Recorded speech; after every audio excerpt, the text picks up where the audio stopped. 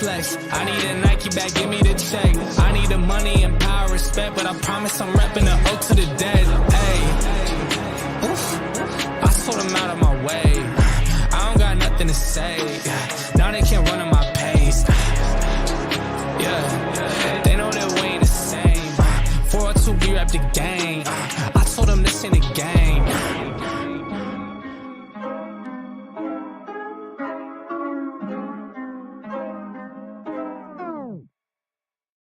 Hey, yo, what's cracking? Hey, it's Phins Take with CB83. Hey, back to you for another banger. You already know what time it is. Hey, shout out to the homies in the chat. I already see you coming in. A little surprise show, snuck up on you, a little late night action. I know you guys are probably chilling, winding it down, but let's get it cracking, right? Let's get it cracking. You already know how the time it is. You know how we coming. You know we bringing the energy. Shout out to the homie Q in the building. First, Q in here first. He says another banger. Yes, sir. You already know what time it is. Shout out to the homie Q. What's good, Oos? Shout out to the homie Canes in the building. Canes, what's popping?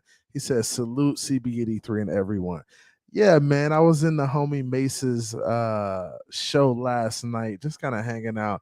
I was actually going to go live last night, but I jumped up on Mace's show. We started having some really good conversation, and it just got carried away. And that's how it is when you're just having good dialogue. So I was on the homie Mace's show last night, had a good time on there. Check Mace out, Mace Taggart. He's always live. I think he's coming back Tuesday for his next show. So be sure to check him out. That's the homie, man. And Canes is always over there. Canes is all over the place. Shout out to the homie Canes, man. Sean, what's good with you? What's popping, man? Hey, do me a favor, hit that like button while y'all in here. It's 10:30. Nobody knows I'm live. And I figure I just come live, do a little live stream.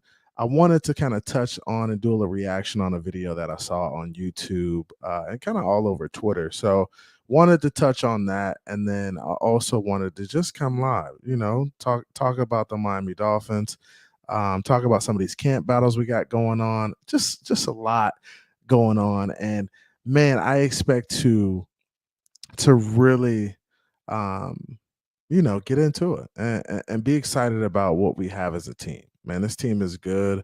I'm looking forward to these camp battles. I'm looking forward to seeing the players getting after it. Offense versus defense, seeing who wins the days. I expect the defense to kind of come. I expect the defense to come out playing well pretty early, right? And that's what defenses typically do. They're a little bit ahead of the offenses when it comes to just kind of getting into the rhythm of it, right? Getting into the rhythm of playing football again. Now, I know you guys are thinking Mike McDaniel, second year in the offense, they should be operating pretty well, right? They should be giving the defense fits. But out the gate, the defense should be kind of handling business. That's what I expected early. It takes a little while for the offense to get into a rhythm. It takes a little while for the offensive line to gel, understand their calls, etc. So looking forward to hearing the reports out of camp. And I think it's going to be exciting. It's an exciting time for Miami Dolphins fans. It really is. Really exciting time. Shout out to the homie Sean in the chat. My member gang, shout out to the homie William Perry. He says, yo, what's good, William? What's good, my boy? What's going on, man? How you feeling? William Perry's the homie. If you want to become a member, be sure to do that by just clicking that $sign below. You can become a member.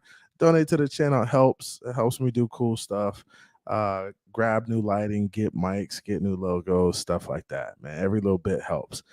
So I just wanted to come live, touch base. I know you guys have seen some of this video around the internet, but I wanted to kind of give you my reaction to it, just from a film breakdown standpoint. And I won't do it long. I'll touch on it a little bit. I may give some people the opportunity to come up and talk for a little bit. We'll see. I don't want to get too carried away. You know how we get on here, man. So shout out to everybody in the chat. We got 10 in the room. Hit the like on your way in. The homie William Perry is in the building. He's in the members gang. The homie Shake Money is in the members gang. What's good with you, Shake Money? He says, what's good, everyone? What's popping, man? The homie G is in the building. G, what's cracking? G, I see you out there. G, I see you low key with it. G, I see you. I see you doing your thing, big, big partner. I see you doing the thing. Um, the homie Raphael Court writes in here. YouTube thumb 7. Sup, amigas and amigos. Let's effing go, Miami Dolphins. Let's freaking go, man. Let's go, Raphael. What's up with the YouTube thumb 7? I know you come in with like a couple.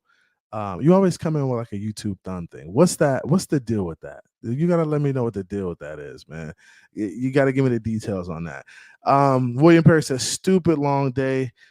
Thanks for winding it down for me." That's what I wanted to do. Just come, wind it down, talk a little Miami Dolphins, get after it a little bit. You know how we do, man. You know how we do. You know how we bring the energy. I mean, we gonna bring the energy.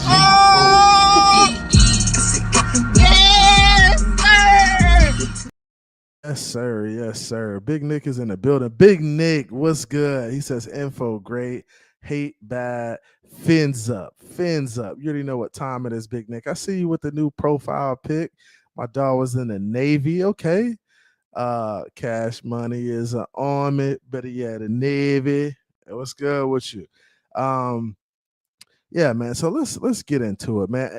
Honestly, we're gonna do a little Q&A, but I wanted to get into this video and kind of touch on this video by Alex Rollins in regards to Tua and how he kind of rejuvenated his career. And I don't put it all on Tua, right? I think the scheme has a very large contribution into how Tua has kind of transformed himself as a quarterback. And I think honestly, at this point, I think we're seeing the best Tua that he's ever been. Right? I understand in Alabama, he made a lot of plays, threw the long ball, did a lot. But I think right now we're seeing Tua kind of separate himself from other QBs in the league and become like a next level quarterback. And that's what we want to see, right? We want to see Tua take it to the next level because we know in order for us to win a Super Bowl or make a deep run in the playoffs, he's got to play really well. He's got to be superb. And I think that's going to be the case. But when we look at this film, you can just see how confident Tua is in his ability to make certain plays, especially over the middle of the field. And there was a lot of pundits, and I want you guys to I'm not going to beat around the bush on this. There were a lot of pundits in regards to Tua throwing the ball over the middle, his intermediate game. People thought he'd never have it, right? They thought he'd never be able to do it. They thought he'd never have the confidence to rifle the ball in there, right? So we've seen this a lot on a lot of different YouTube channels. All over Twitter that, Tua he just doesn't have it as a QB, right? We've seen that. And I've always been a proponent of, hey, if Tua has a good scheme and he has good talent around him, he's going to be good enough. And I thought that from the flashes I saw in games like the Arizona game and down the stretch where, we won 8 straight games. Now, it wasn't a flashy 4 touchdown, 5 touchdown Tua, but I saw him able to make a bunch of different throws, within the rhythm of the game. And I saw him able to move the chains at times, right? And just kind of be able to methodically pick teams apart and get us down the field, right? And when Mike McDaniel came in and he watched the film, I'm sure he saw some of the same things. Like, hey, the kid's making the throws. He has the ability. Now let's get him to do it consistently, and let's build up his confidence so he feels empowered, so he kind of takes ownership for the offense, and just learns how to get guys in the right spot. So he learns his hots, right? Learning his hot reads and learning where his outlets are. I think that's going to be important in season 2 with Mike McDaniel, and I think that's what takes quarterbacking to the next level is not only knowing the offense, but being able to put yourself into better situations when things don't always look like it's going to work out, right? And I remember, hearing Tua say that, at sometimes there were plays called and I knew they weren't going to work, right?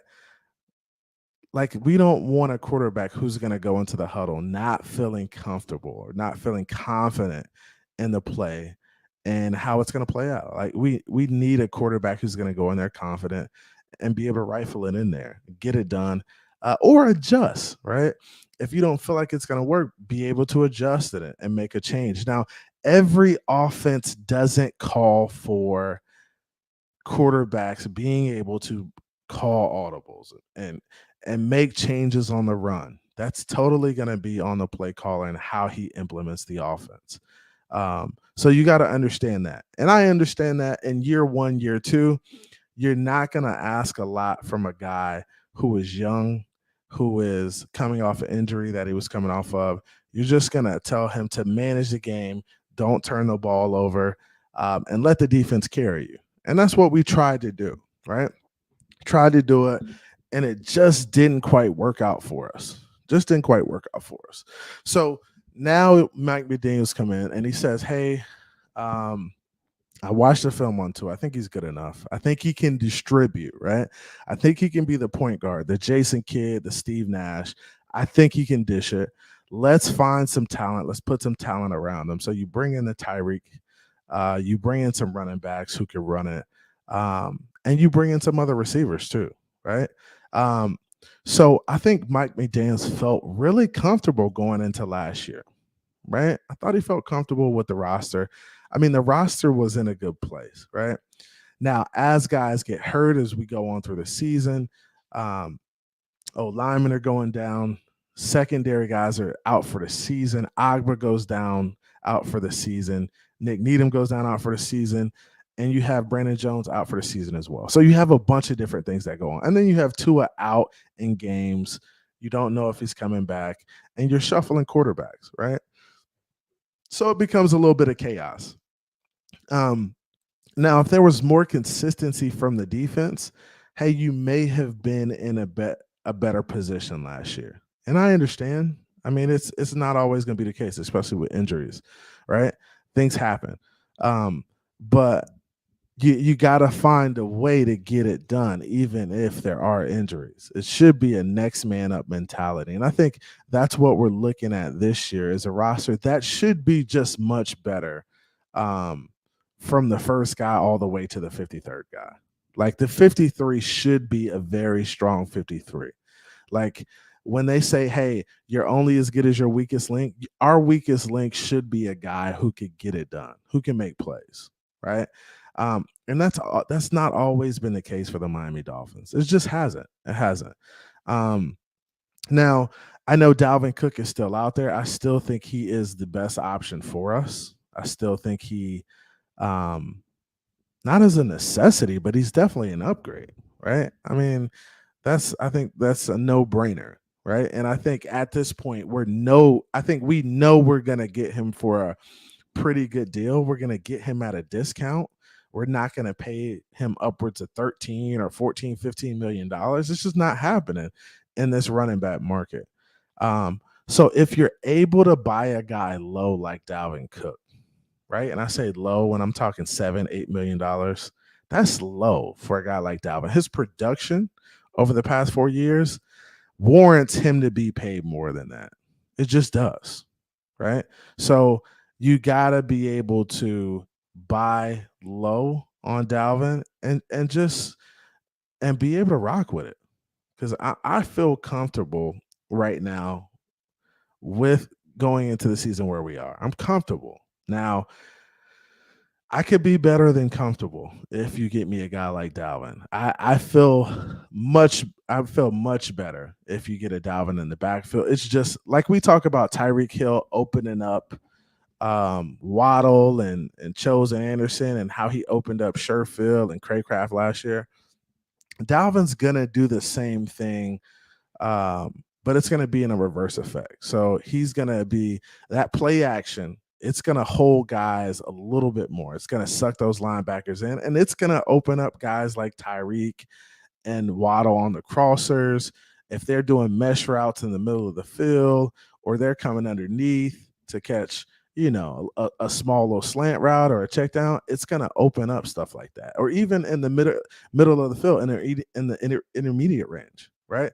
If he operates in that intermediate range, it's going to be perfect because the linebackers are going to be sucked in, and then you can kind of operate.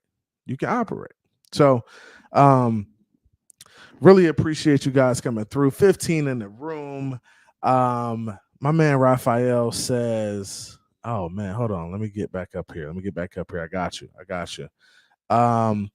My man Glenn Palliser. How's it going, Glenn? He says, first time I came to your show, wanted to see what your stream was about. I appreciate you coming through, Glenn. I really appreciate you coming through. I'm just a guy who talks Miami Dolphins football, been a Dolphins fan all my life. That's all I've known. So glad you're here, buddy. Really glad you're here. My man Raphael says, I will root for Tua, but I don't believe he is a franchise quarterback. Tua got the weapons and did do better. Okay. But same as draft day, health issues, year 3, and same questions and questionable play as well. So you root for Tua. You don't believe he's a franchise quarterback. I disagree there. I think he's a franchise quarterback. And I think that'll be proven this year. Tua got the weapons. He did better. He did. Right. Health issues, I understand. Right. The concussion issue was a thing. Right. So I can't say he solidified himself health-wise. He's got to stay on the field. We've got to see 15, 20 games, 15 to 17.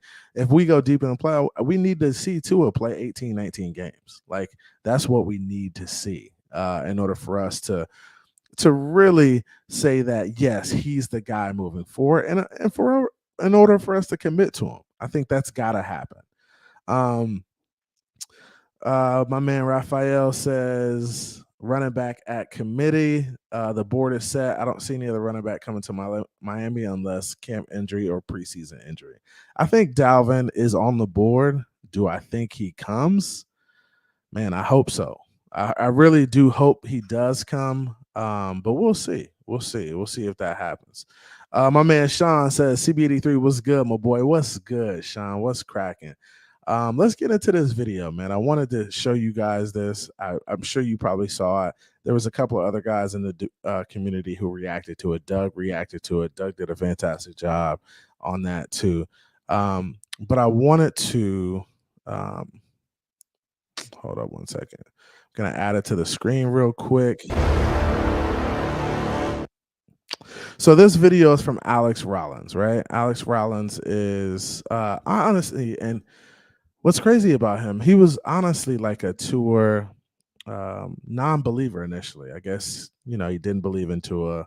And there's a lot of guys in the community like this who just don't believe in Tua, don't believe he's good enough, right? So these guys who don't believe he's good enough have said things like he's bad over the middle, his intermediate isn't good, so on and so on. Health, I think, is his only issue at this point, to me, right? Watching Tua play last year, I saw him make a lot of plays. I saw him spread the ball around. There's a number of different things that we saw from Tua last year that we didn't see in year 1 and year 2. He was just much more confident, and we'll get into it. We'll talk about it. Big Nick says, or actually this is G, says, talk about how teams will attack us. We know what we're trying to do. We're not fighting a punching bag. Who is our right tackle?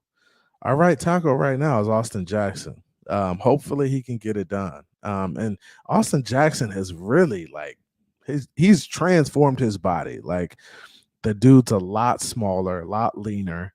Hopefully it helps with his movement. I hope he didn't lose his strength.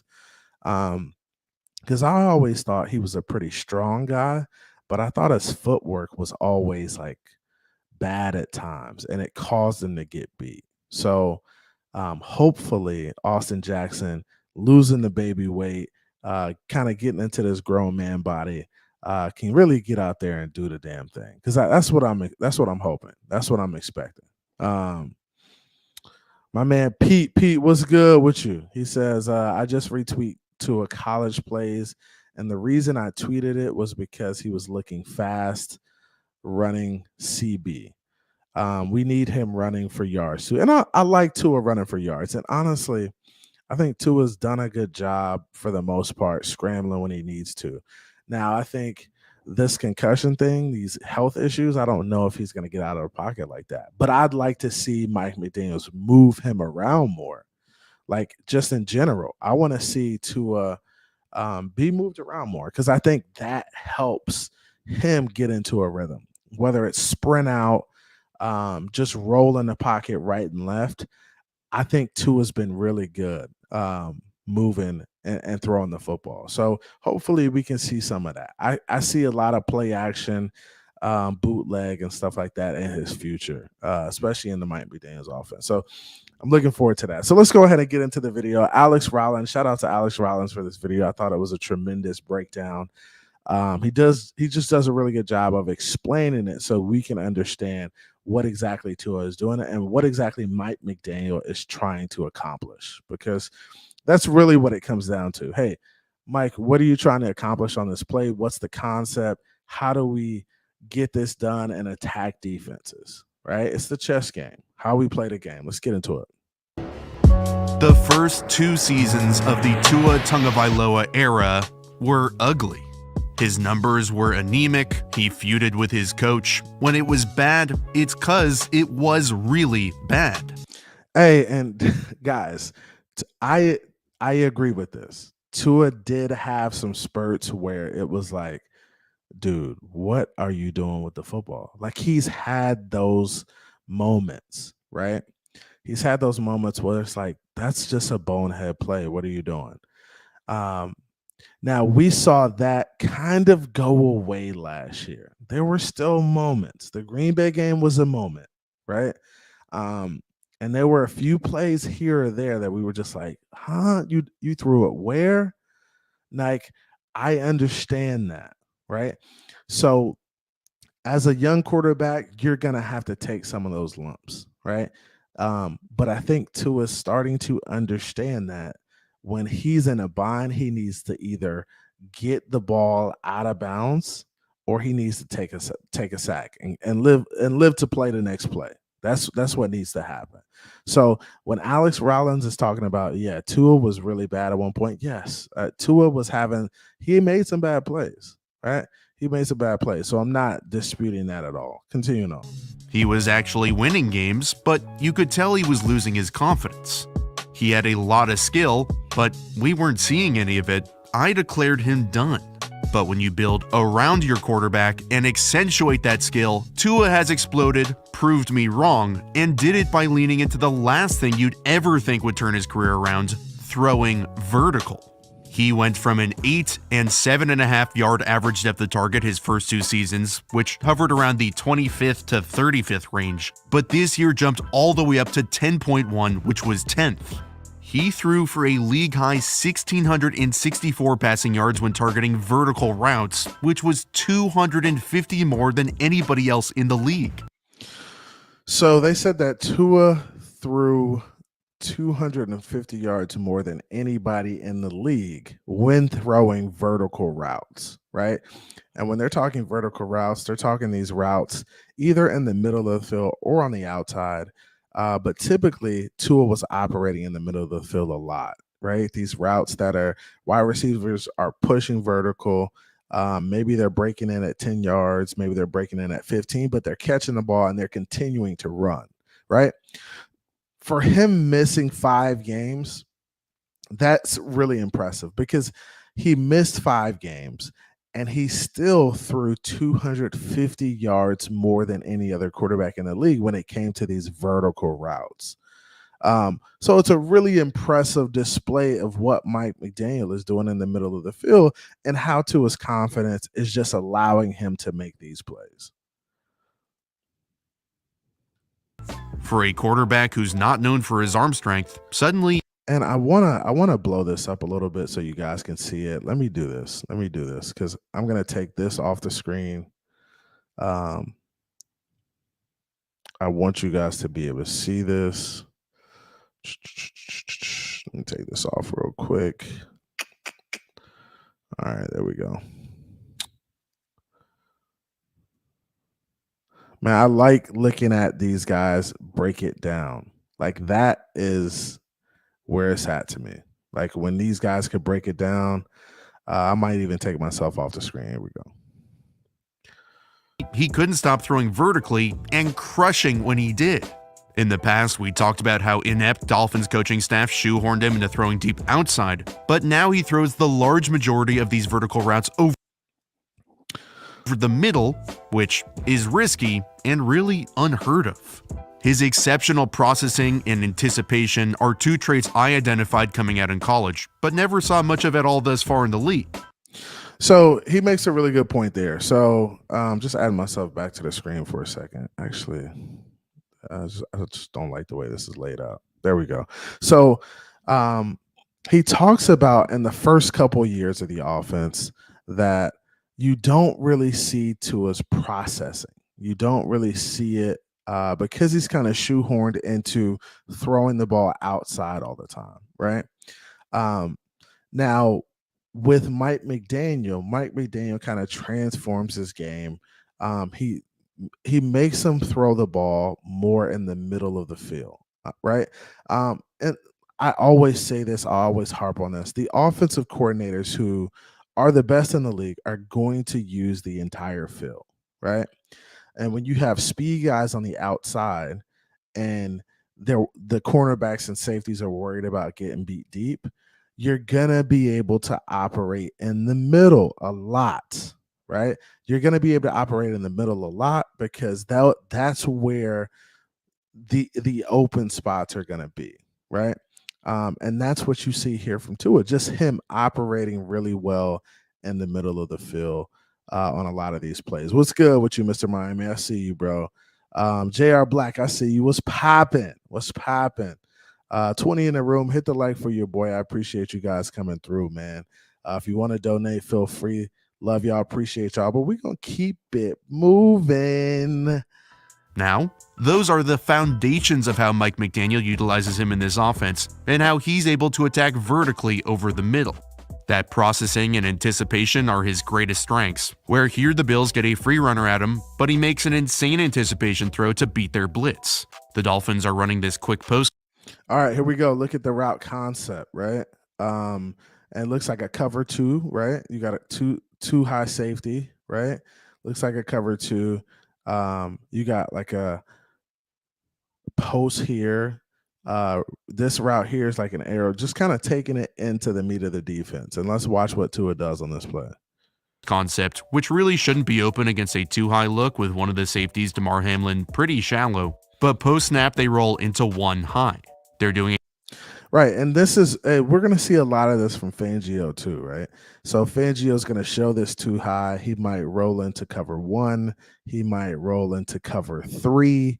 There's a lot of things you can do post snap after the snap is made where you can kind of show quarterbacks different looks, right? And you'll see here, the Damar Hamlin's going to roll back into a cover one look, that safety that rolls back, and then this safety is going to roll down. And play lower in the formation. A great job disguising. Usually in one high safety coverages, one of them rotates down with the motion so they're not out leveraged, but they're able to hold their disguise so it looks like the post won't be open. However, they roll Hamlin down, who screams out of the roof. Right, and you see Hamlin screaming out. You see this dude really just rolling down because he's coming down. He knows he has to guard Tyreek. So he's screaming down. Let's see what Tua does with the football here. But the moment he does, Tua... Right? So since he's screaming down and he knows Mike McDaniel has already... That's the good thing about having a smart coach, right? He can kind of predict what guys are going to do, how they're going to play them before you even run the play, right? So he's thinking, hey, we're going to run Tyreek here out as a decoy, right? They're going to have to scream down to you. When they scream down towards you, Tyreek, that should open up the post, and I think he's going to hit Waddle right there. And right in that window, right? They say Tua's a spot thrower. I think he's a guy who anticipates what he's doing, right? And I think every quarterback has some sort of spot throwing. Like that's what quarterbacks do. They throw to areas. This is really a timing based offense, and that's what a lot of QBs are running at this point, right? They're just running timing based offense. So if that's the case, he knows where the post is going to be. He's just got to throw it in the window, and he's really accurate, so he's able to get it to him, man. Able to get it to him. Rifles it into this little. That's a very small window to throw it in. You're throwing it over the linebackers, underneath the safeties or the corners. This is just really good football, right? J.R. Black, yep, yes, sir. He did a hell of a breakdown on this. Hell of a breakdown. Pocket up the seam. He's not waiting to see where Hamlin goes. He's throwing before he gets there. His intimate right? So as soon as that guy comes out of his break, the ball is understanding gone. of defensive coverages and defenders' responsibilities help him win before things play out. He knows the moment Jordan Poyer shifts to the middle of the field, that means they're playing one high, so Hamlin becomes an underneath defender. One proof Tua knows, the moment he releases, look where Hamlin is. He could easily just sit down and stay right in the window, but because Tua knows the coverage rules in and out, he rips them up deep. To take it a step further and really look at what kind of confidence he was playing with, look at Alec Ingold turn around as the hot receiver, knowing they're protected. And this is important. So this is important too. I want to talk to you guys about hots, because hots are, they're essential in offenses, because honestly, the blitzes happen. Blitzes will occur, right? So hots are going to be a thing constantly in offenses, right? Alec Ingold sees there's going to be pressure here. Alec Ingold is the hot guy. He's just going to turn around right away and see if he gets the football, right? Tua, he understands where his hot is, but he also understands, hey, I'm going to have an opportunity to take a shot here, right? This is a big game late in the season in Buffalo. And he knows he needs the yardage. He needs to keep the chains moving. He needs to get the ball to his playmakers. So you can see here, they're going to talk about the hot, learning where your hot guys are, understanding where your hot guys are. It's key to running an efficient offense, because sometimes, honestly, they'll take everything away. And if you're not looking at your hot, he might be your only safety valve that you have. So, let's take a look at it. Overloaded. He turns and looks at Tua immediately because he knows the Bills have fooled him up front, but conversely now are scrambling to cover everybody down below. So look, you have Ingold right here in the middle of the field operating as the hot read. It could be a quick route to him, right? It's not going to get a lot of yardage, but it does continue to move the chains. It does get positive yardage. But Tua is going to not take that and go with the better option, more difficult option, but it is a better option in taking the play down the field.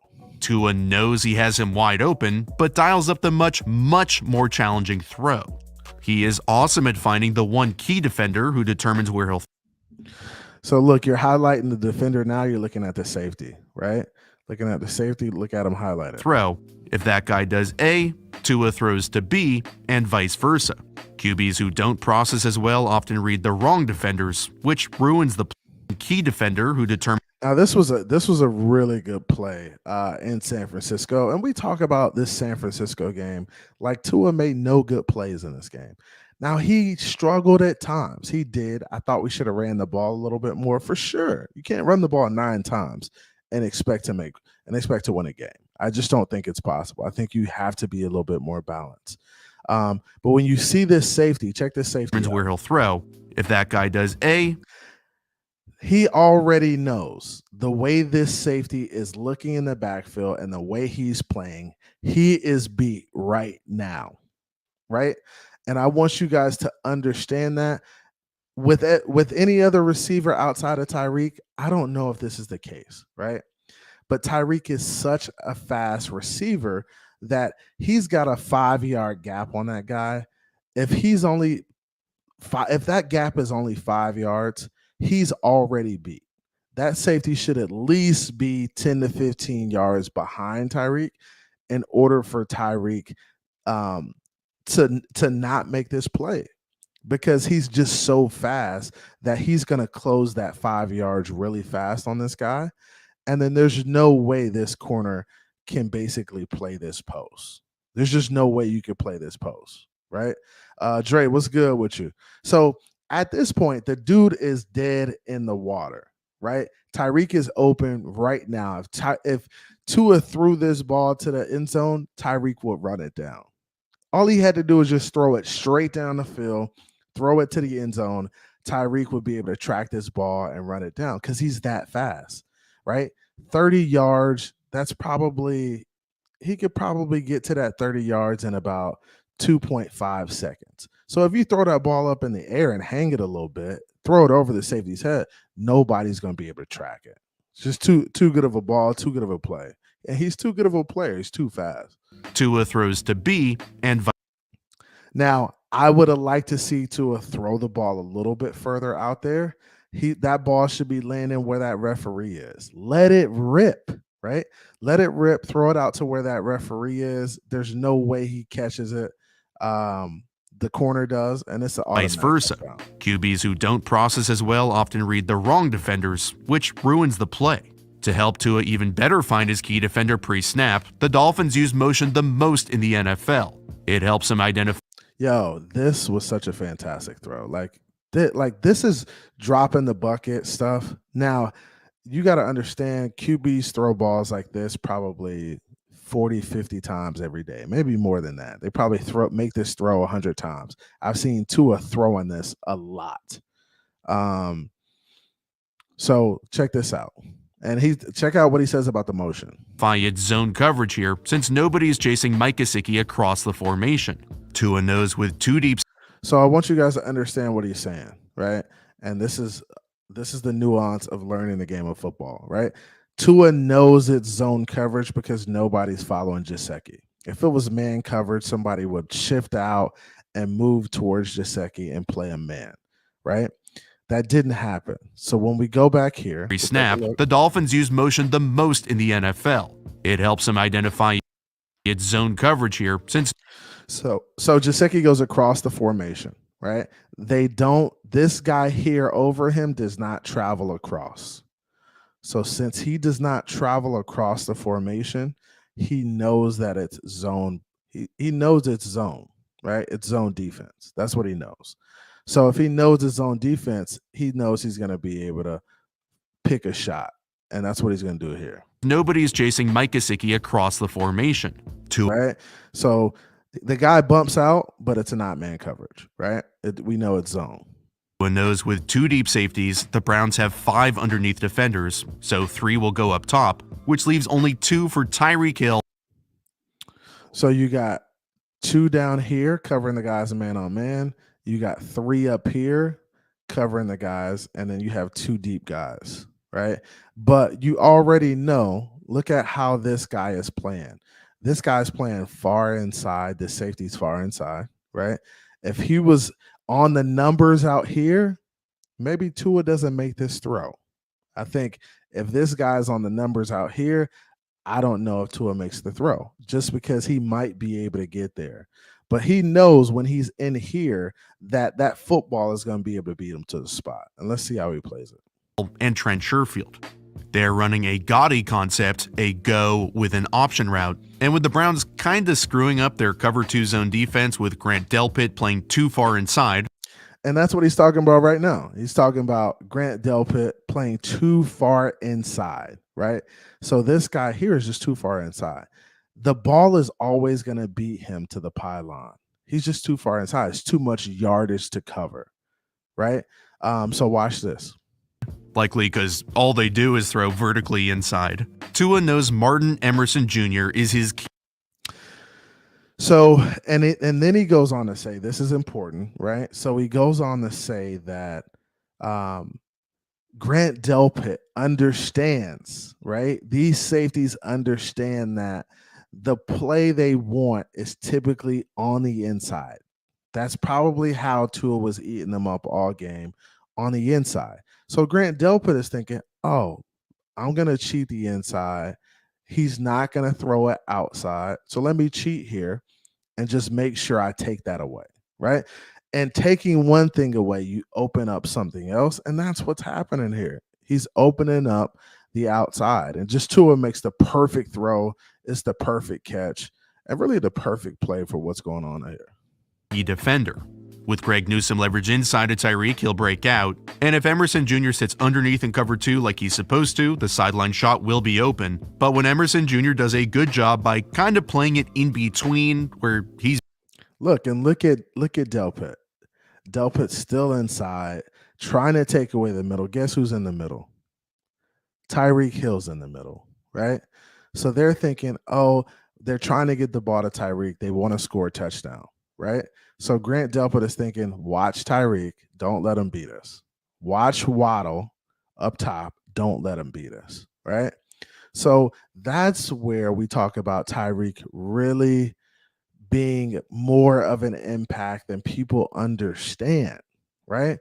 Because Grant Delpit, if this was any other Joe Smo in the NFL, like he's not playing the inside like this. He's going to play his regular cover 2 responsibility, and he's going to be over the top just in case that go ball is thrown. But he's thinking, no way Tua's going to throw the ball to Sherfield over a guy like Tyreek in this situation. And Tua does it. He beats him with it. Basically guarding both, Tua sees the hesitation and aggressively bombs him over. And when you look at it, it's the perfect throw. It's really the best throw on the field to make, and everything else is kind of covered up for the most part. That's what it seems like. Everything else is covered up. So just a really good decision, and just understanding where guys are, how they're playing. And that's next level thinking too, right? Like understanding, hey, this safety's going to play in tight. He's going to play in tight. Tyreek is in the slot. He's going to play it tight, so I might be able to take a shot here to Sherfield and get him an opportunity to score a touchdown because he's going to be one-on-one out there by himself, right? Nobody really expects us to throw this ball to Sherfield in this moment, right? So it catches teams off guard, and that's why our 3s and 4s eat, because guys like Tyreek and Waddle are getting so much attention back there. They're getting a lot of attention. So that's why I expect Chosen Anderson, Braxton Berrios, like those guys are going to make plays because teams will be so focused on making sure Tyreek doesn't beat them. And when Tyreek says, hey, I want to go for 2K, teams are going to focus, hey, we ain't letting Tyreek go off on us. Nah, we're not letting it happen, right? So they're going to be focused and they're going to be keying on him every game. Like that's just the nature of it. He's the most dynamic weapon in the NFL with the ball in his hands. So expect that to be a thing, and expect the other guys to be, it's got to be complementary. And that's why I like Dalvin Cook, because he just adds another element into the fold in terms of the running game and the passing game and everything else in terms of the offense overall. The top. This is a confidence that we hadn't seen before, which is one of the primary ingredients he was missing. Processing and anticipation without confidence don't get you. This is a good play. Buffalo snow game. I like it. And aggressively bombs him over the top. This is a confidence that we hadn't seen before, which is one of the... And look, he knows he's got a blitz. He knows he's got to get it out quick, right? So we got a blitzer. Check it out. Primary ingredients he was missing. Will route. A little rub down here. We got away with one. We usually don't get away with these. They usually always throw the flag, right? So we got a little rub concept here. Processing and anticipation without confidence don't get you anywhere. Those are mental traits. And if you don't trust them or yourself, well, we saw what happened the first 2 seasons. Yes, McDaniel had a lot to do with the turnaround. When targeting vertical routes, Tua had a receiver with 3+ yards of separation on 43. And this is, guys, this is like stealing. This is like stealing candy from a baby. And I'm glad Tua could recognize these situations, right? Like this is like if you're playing Madden and a guy's playing cover 1 on you like this, press coverage, and you got Tyreek Hill on the outside, bro, snap the ball and let that shit go. And it should be a touchdown. And that's what he did here. And that's just Tua understanding the game and being more mature, because I don't know if he does this in year 1 and year 2. I don't know if he has the confidence to do this in year 1 and year 2. But with a guy like Tyreek on the outside, Tyreek is like, yo, you see this on me, you better throw it like every time. Like this is every time they line up like this should be the play every time. 3% of his attempts. That was 12.8% higher than the next closest quarterback. But it certainly wasn't all scheme. Tua's confidence was just as important. The Dolphins faced zone coverage at a top 5 rate in the league, since nobody wanted to try and guard Tyreek and Jalen. So he says the Dolphins faced a lot of zone defense. We're going to see a lot of zone defense. So since we're going to see a lot of zone defense, you got to be able to take your shots in these windows. You got to be a spot thrower, right? Because zone defense, you just got to be able to pick teams apart within the zone. It's not a lot of home run balls. It's a lot of, hey, we're going to keep everything in front of you, right? So if we're keeping everything in front of you, then you're going to have to operate in that intermediate range and take your shots and hit them, right? You're going to have to hit shots. The only way to get people out of a zone defense, and I'm talking basketball, is to shoot them out of the zone, right? So you literally have to really pick teams apart in order to get them to go man coverage. But nobody's going to go man coverage on us because nobody can keep up with Waddle and Tyreek. It's just too difficult to do.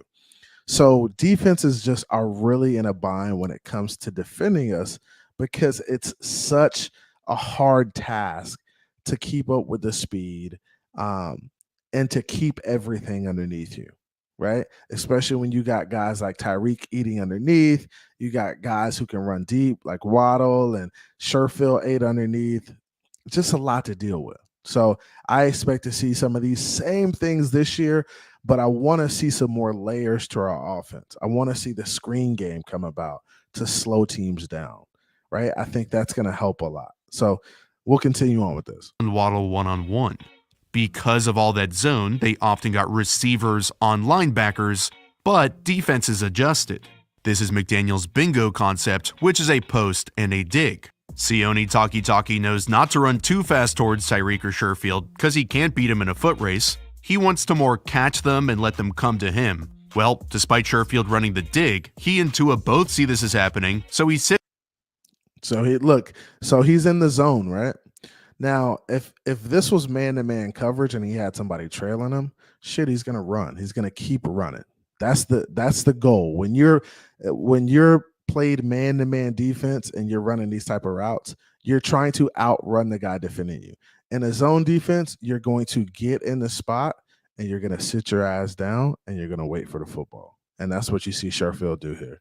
Sits down, and Tua's already releasing the ball by the time he does. McDaniels trusts him with these type of concepts because he knows he can squeeze the ball into tight windows where other quarterbacks wouldn't be able to. This is that quick post concept again that we saw earlier. I haven't really seen it too often around the league. Actually, my friend Bobby Peters helped me find all the times they ran it with his 2022 Dolphins offensive manual he wrote. I'll link it below. He does the best work. And really, Tua is making throws like these that are open technically, but other quarterbacks wouldn't even attempt. This example is his brilliance with an assist from McDaniel. In a nickel defense which has 5 defensive. Check this out. He breaks it down really nicely so you can understand it. It's important that you watch videos like this to kind of understand what defenses are doing, how the Miami Dolphins are attacking defenses, etc. Right? It's about learning. Learning the nuance of the game, learning the little things, the attention to detail. That way you can have conversations with people and really understand and really know how to attack people in conversations. Because a lot of people will have all these narratives based off of emotion, but they won't be able to interpret what they don't like or what they do like or what they're seeing on the field. Or their eye test might be garbage, right? We see a lot of that, right? So that's what I've heard in the past. And it's like you said, it's facts over feelings, it's stats over opinions, and it's film over narratives, right? That's just what it is at this point, right? Watch the film, learn from it, it helps. Backs, 2 safeties, and 2 corners outside. The 5th DB is the nickel corner who lines up to the strength of the offense. Since they know they're getting zoned, they motion to switch the strength. The 49ers don't typically follow their nickel, so now they're dealing with linebacker Dre Greenlaw, who's no slouch, but isn't as quick as Jimmy Ward. Tua pump fakes to freeze Fred Warner and get him to jump over a step, then rips this right in between Greenlaw in a tight window. That's a thing of beauty. You can see Greenlaw here and Fred Warner. Now watch it. Watch, and this is what they call spot throwing. If this is spot throwing, then give me a spot thrower every damn day of the week, because I want guys who can make these type of plays, who can look a guy off, get him to move, and then deliver and throw a hole shot. You throw a hole shot and it connects on it, bro. That's money. That's poetry in motion. Tua shows his eyes to the right and then pumps to get Fred to jump. Then when he comes back, usually you're not pumping to one side then coming back to the quick post seam. You just don't have time. Look, check it out now. Check it out. And Greenlaw knows it. He takes like a half step towards the underneath route. That little pump over there, hold him. Look at Fred Warner trying to make this play. You're too late, buddy. You're dead in the water. We already got you. And Tua whizzes it just by him. The anticipation to throw receivers open is what makes him special, the processing too, and the confidence he displayed throwing vertically was just awesome to watch. On 3rd and 7, the Texans are... Check this out. 3rd and 7. Looks like a blitz. Look at this. 2 guys on the outside, 2 guys here. This is an unorthodox formation. 2 guys on the outside here too. Looks like they're bringing 6. They're showing 7 pressure defenders for just 5 blockers, so he's on high alert. And see, this is smart Tua. This is Tua operating, understanding, hey, I'm in a pickle here. I gotta find a way to get the ball out quickly, or understand where these guys are dropping to, right? That's what you got to do. Like first year, second year, Tua struggled with pre-snap stuff. He just did. But I think that was because he wasn't being taught how to do it correctly, right? And I think scheme really makes a difference. Coaching really makes a difference when it comes to quarterback play. You guys got to both be on the same page, the quarterback and the coach, the play caller, and you guys got to understand what you're doing in certain situations. If there's no outs for certain situations, it's going to lead to sacks. It's going to lead to miscommunication. It's going to lead to breakdowns in plays, right? So you got to understand this. This only helps the relationship, the communication. Everybody knows what's going on, right? So check this out. He knows the Texans play a ton of cover 2 zone defense, and just by looking at the numbers where they have 2 defenders for 3 receivers, he knows at least one of these on-the-ball guys will have to drop out, which gives him enough in protection and time to operate. He knows defenses that play linebackers close to the ball are at a disadvantage since they have to turn their back to run. So when the second level screams over to guard the 3 receiver side with a guy in his face, he rips it backdoor and throws it into the open space. Beautiful. This is all well and good. He looked awesome in so many different moments last season, but there are still some worries. Even though this is basically an apology video, we know defense is adjusted. Later, and this is important. He goes on to talk about what Tua can do better, how he can be better this coming year, right? Now, he's apologizing to Tua. He said this is basically an apology video, but he understands that, hey, in order for me to be objective, I got to also talk about some things that Tua isn't doing well and that he could do better, right? And I think this is something for the Wolfpack and the Tua haters to cheer about, is the fact that Tua still has a lot of work to do in some areas. And that's every quarterback at this level. I think he's going into his 4th year. I think he's going to mature and continue to grow as a quarterback. I think the quarterback position is like a lifelong learning position. You're constantly learning, you're constantly developing, you're constantly changing your game and making tweaks to it. In the game with cover 2 zone again, they want to hit that backside dig, but the Will linebacker just shaded back inside towards it, and they were snuffed out. This might seem like nothing, some little throwaway example, but it was a precursor to what happened on Sunday Night Football, Week 14.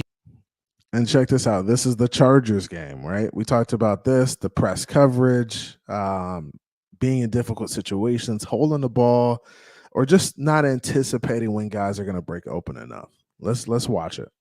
Where the Chargers baffled Tua and McDaniel, held him to 17 points, 10 completions on 28 pass attempts.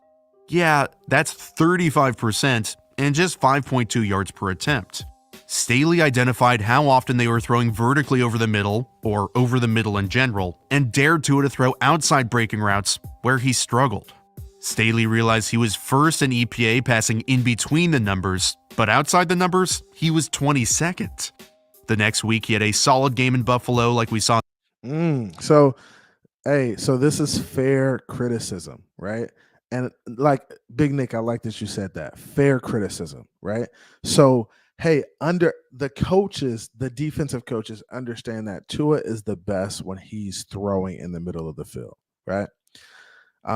When you take that middle of the field away, right, and you close it up, right? And how do you close it up? You close it up by having your linebackers drop into those spots, right?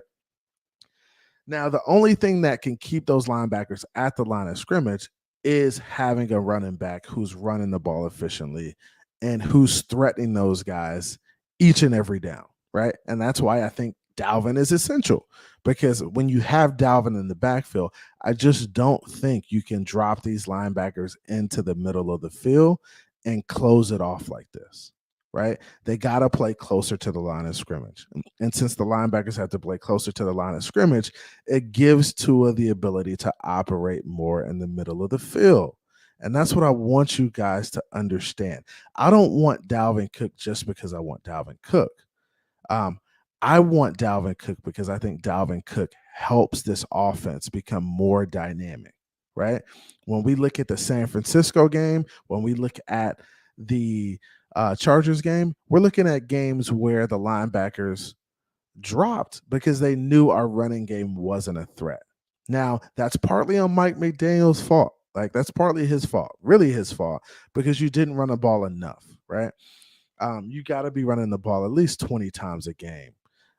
Especially when you're trying to hit the middle of the field, you got to make these linebackers work. You just have to, right? You got to have them stepping up. You got to have them dropping back. You got to have them playing the chess game, right? If like, and this is what I would like, and I associate football with basketball a lot, right? When it comes to playing offense, right? The worst thing you can have on the field is guys who are not willing to take shots, who are not willing to be playmakers, right? If everybody's looking to score and looking to make plays, it makes it hard on the defense, right? But if you're just passing the ball to guys and they're not threats and they're not looking to make shots, it's going to make it really easy on the defense. And that's what you do in this situation. When you're not taking shots and you're not running the ball in the middle of the field here, you're just really making it easy on the defense. You're saying, hey, we're going to give you an easy night. You don't have to run, or you don't have to run around. You don't have to read your keys. You don't have to play the run. You're just going to be able to drop back all night and play in coverage. No, you can't do that. You just can't give linebackers the opportunity to take the day off. And I'm not saying that dropping back into coverage is taking the day off. I'm just saying it's not making them play. It's not keeping them honest. You have to keep players honest on the football field, right? And that's what I learned in coaching. Like, just imagine, like, so we would have drills where we did Pascal and where we did inside drill, where we just ran the football all day, right? Like, if we run the football for 10 straight plays in an inside drill, the linebackers know it's going to be a damn run. So they're coming downhill every time, right? But when those guys got into team drill, right, they had no idea what the hell was going on. They had no idea. They were confused. They didn't know if we were running or passing.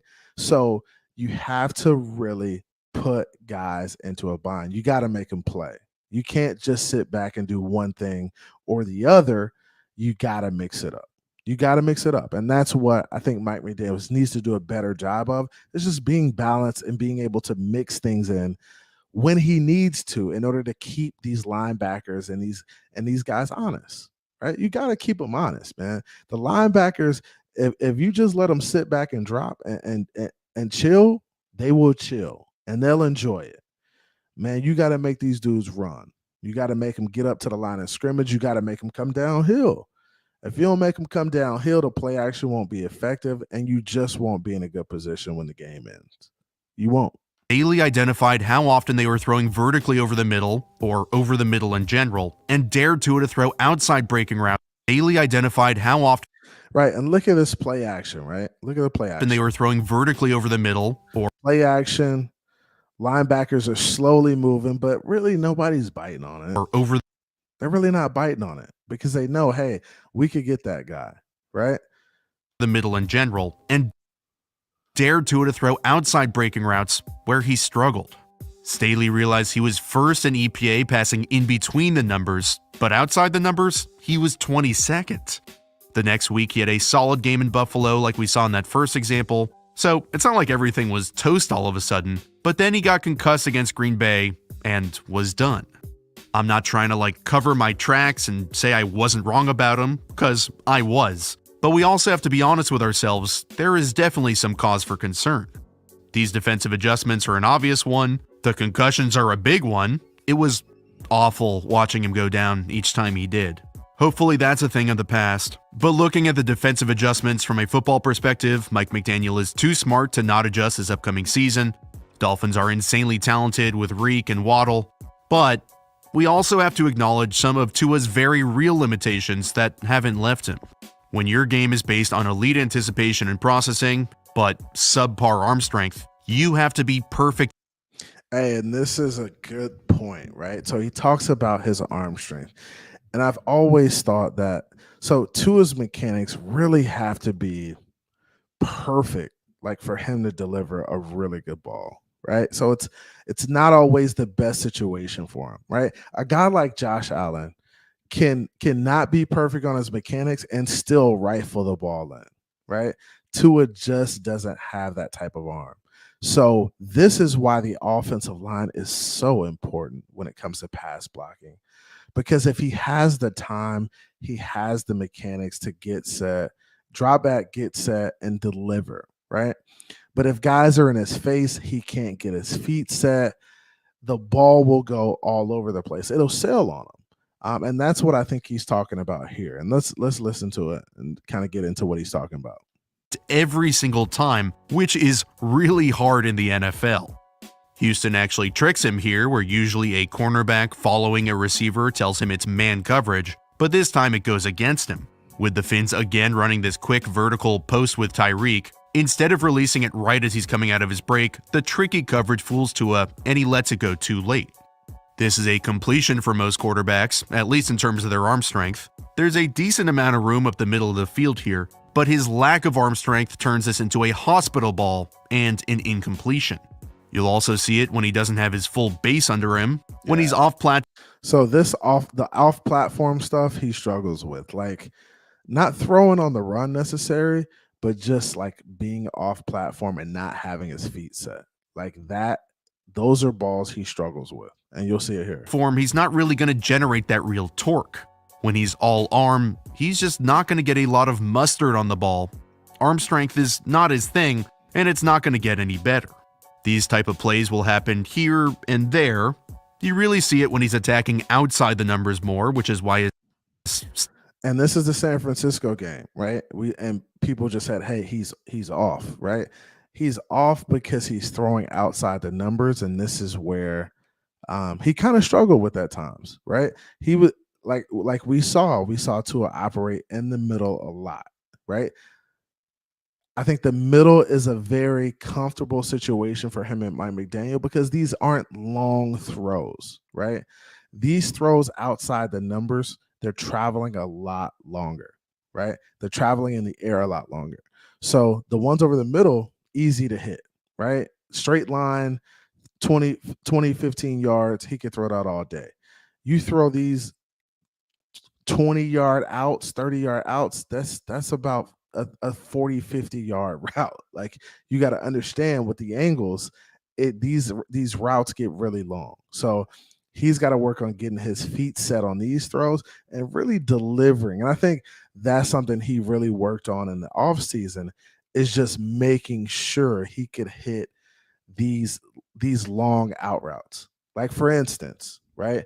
I think I saw a video of or I heard somebody talking about him and Waddle running routes, or him and Tyreek running routes. And I guess Nick Hicks was saying, man, this is a concept you guys really run. Are you really throwing the ball this far? And he was like, yeah, like Mike McDaniel runs these routes where we're running 20-yard out routes, and I got to deliver on balls like this. And Nick Hicks was just kind of like baffled at how far he was having to throw the ball on these routes. And I think Tua kind of worked on this in the offseason, because this is something he typically didn't do with the Brian Flores' offense. Like, it just didn't happen. He wasn't a guy who threw the ball outside 40, 50 yards down the field, because we weren't running these route concepts, right? So it's the first year in the offense, and he's trying to deliver on these balls, and he's like, damn, it's tough. These are tougher balls for me to do. And I'm sure him and Mike McDaniel had the conversation, right? Like, Tua, he's probably talking to McDaniel like, hey, I feel more comfortable throwing these routes over the middle. That's what I feel more comfortable doing. I can deliver on these out routes and stuff too. It's something I need to work on. It's something that doesn't come as natural to me because of my arm strength. I got to get everything's got to be set. My feet got to be set. The timing's got to be perfect. I got to get the ball out. So I think he will work on this a lot. I think he has worked on this a lot, is really making these deep throws on the outside, because this is a shot you should hit right here, right? This is late in the season too. Waddle should aren't be very good out there. And right at that point, the ball should be out. Ball should be out. It should be right here in this window. He should be able to catch it and maybe make one miss, right? It's got to be quick, though. It's got to be that whole shot. Why these vertical routes are on the shorter side rather than bombs to the perimeter. But at the same time, who cares? Not every quarterback is perfect, and Mike McDaniel is elite at scheming an offense catered exactly to his quarterback's. And that's what I want you guys to understand. Mike McDaniel is elite. He's an elite play caller.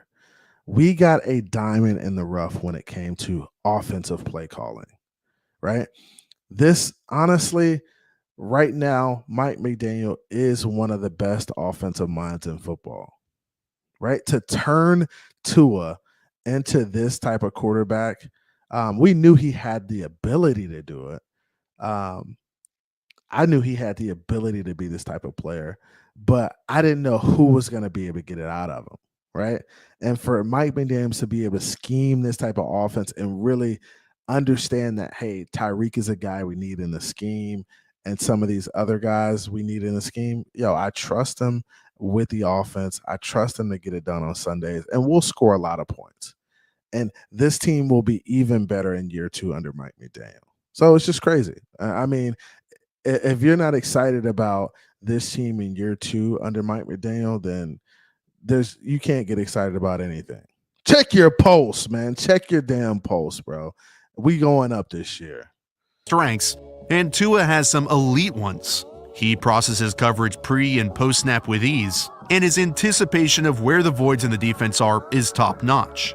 Sprinkle in some confidence, Tyreek and Waddle don't hurt either, and Tua Tagovailoa proved me absolutely wrong. Aha, what a dope video. Alex Rollins, you killed that one, bro. What a dope video. Hey, that's it right there. And that's what I want you guys to understand, is that guys can really transform their careers. It just takes coaching. It takes a guy who's going to be confident in their ability, man. And that's what I want you guys to understand. And I hope you guys enjoyed that, because it's nothing like seeing a guy grow up. And I think this year we'll see the best Tua we've ever seen, right? And I think he'll stay healthy. I think he'll play well. I think he's going to be the best player we've seen. And I think we'll see a better Tua than Bama Tua. We'll see a more refined quarterback. We'll see a quarterback who understands the offense, understands his hots, his reads. Like at Alabama, Tua wasn't dissecting defenses like this. I mean, he was taking his shots, but I mean, he was really hitting guys and letting them do their thing. Right now, we're seeing him use all of these tools that he's gained over the years from the high school level. I mean, Tua's been a top quarterback since he was a young guy. Since he was in high school, he was one of the elite 11 quarterbacks, one of the best quarterbacks in the country since he was in high school. So to see him kind of, grow and matriculate through college and now get into the NFL and struggle the first couple years, right? He struggled. He had a hard time. The coaching situation wasn't the best for him. He wasn't confident. We saw he just made some boneheaded plays, but that's that rookie roller coaster, right? And I understand that rookies are going to go through that. So he's ready to go, guys. He's ready to go. Hey, I really appreciate you guys coming out. We got 36 in the room. Do me a favor, hit the like. I really just wanted to bring you guys that video real quick and just kind of react to it, because I think the more you guys see it, like the film and the breakdowns, the more we'll understand what's going on come game time on Sundays, and you'll be able to pick out a lot of things that you see in these videos on Sundays, right? You'll be able to pick up, literally understand what's going on, how Mike McDaniel is attacking the team. Hey, is Tua hitting on the outside throws? Is he operating over the middle? You guys could be able to understand that. And that's what it's about at this point, right? We know everybody has narratives in regards to the player. Oh, he's good enough. Oh, he's not good enough. Cool story, right? We know that, right? Can he stay healthy? Can he not stay healthy? We know that. That's the nature of it. But now just kind of dig a little bit deeper, right? Understand how Tua's playing, understand the nature of the game. Are we running the football well? Is it opening up? Are we holding the linebackers at the line of scrimmage, or are we letting those guys drop back? Like, are we doing a good job running the football to where the linebackers have to play us tough? Or are they just kind of dropping back and chilling and not playing any defense, right? So understand that. Y'all got to understand the nuance of the game. I think you become a better fan. You become a more refined fan. You can look at other games too and determine like what guys are doing. And so I really appreciate you. Reggie Brown, shout out to Reggie Brown with the donation. He says he's gotten better every year. He has. And that's what I've seen from Tua each year, is just him getting better, right? Now, year 2, he struggled. Year 1, he struggled. I think both years he struggled. He had some moments where he just didn't play the best football or didn't make the best football plays. But I think that's out of his system now, right?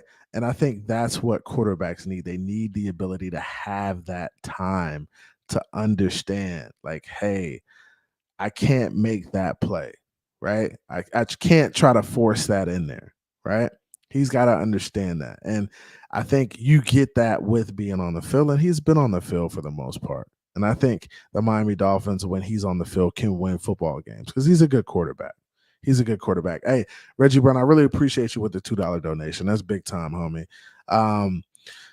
Now, I'm going to take a couple questions before I get out of here, man. I'm going to take a couple questions. We got about 15 minutes. I'm going to go for an hour and a half. So, hey, do me a favor. Hey, Big Nick's hit that like button. Damn it. Hit the like for your boy. We got 33 in the room. Appreciate you, Raf. He says great stuff, CBD3. Appreciate you, bro. And that's what I want to try to bring you guys. Just some good content that makes sense, right? When people put out these videos that I really like, I'm gonna get on here and show you, because I think you guys need to hear other voices. You need to see other people. That's a guy who didn't like Tua, who thought his game was trash, right? And he comes out and he says, hey, I'm wrong, right? And I think with coaching, with scheme, there's just so much stuff you could do, man. So much stuff you could do. Like my man Reggie say, he has gotten better every year, right? You gotta appreciate a guy who gets better each year. You gotta appreciate that. Mr. Miami, what's good with you, man? What's good with you? So here we go. I'm going down. I'm scrolling down. Yeah, we own them. We own them. Apply pressure to that like button. My man G says, keep up the good work, Fins Up. Yes, sir. Appreciate y'all, man. Hey, I'm about to get out of here. Hey, I'll be back most likely tomorrow for another one. Right? So I'll probably be back tomorrow night for another one. Hey, I really appreciate you guys coming through. It's late. It's midnight, yo. It's midnight. So I appreciate you guys hanging with me. Get some sleep. Hey, bang out tomorrow, bang out Friday. Hey, go into the weekend ready to go, man. So y'all have a good day tomorrow. Get on the job, kill it tomorrow. Refuse to lose. By all means, get after it out there. And I'll see you guys tomorrow. I'll see you soon. Do me a favor, hit the like. Be sure to subscribe if you haven't already. I love y'all. I appreciate y'all. You already know what time it is.